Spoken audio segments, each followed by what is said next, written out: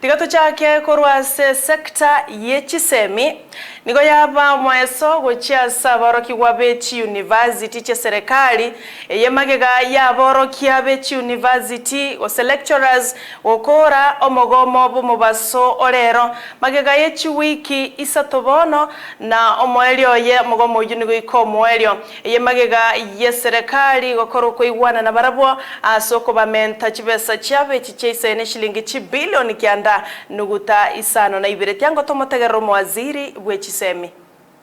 On behalf of the government and on behalf of my colleagues here, I want to take this opportunity to thank the unions, beginning with WASU, for the negotiations that have taken place and for us reaching an amicable agreement on the industrial action that was taking place that led to the lecturers going on strike. The government has committed to ensure that what figures have been provided for in the CBA are implemented in the next 3 years. We've also committed to ensure that we start negotiations of future CBAs at the beginning of their cycle, not at the end of their cycle.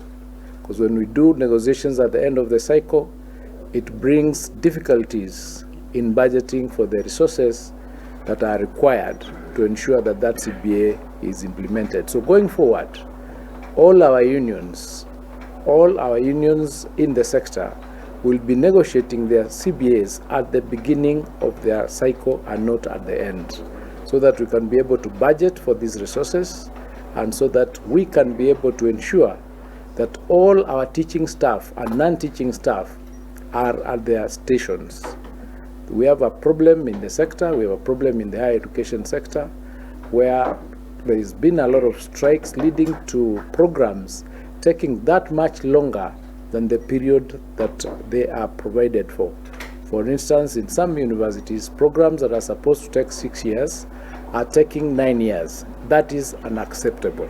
So we are going to ensure that the sector is cleaned up and that we are programming, we are moving on in a manner that is detectable, in a manner that we know what we are doing, in a manner that is clear, so that we do not have a situation where our students then suffer because they are not completing their programs on time. So once again, I take this opportunity to thank WASU, to thank KUSU, to thank KUDEA, to thank initially even NAT, KUPET. We've traveled a journey, and as a government, and this government is committed to ensuring that all our employees are very well taken care of. So when we state, when we require, when we request that do not go for strikes so that we are allowed to negotiate, we are committed to that program. So going forward, I expect that we are not going to have this nature of strikes being part and parcel of our employment law. Thank you so much.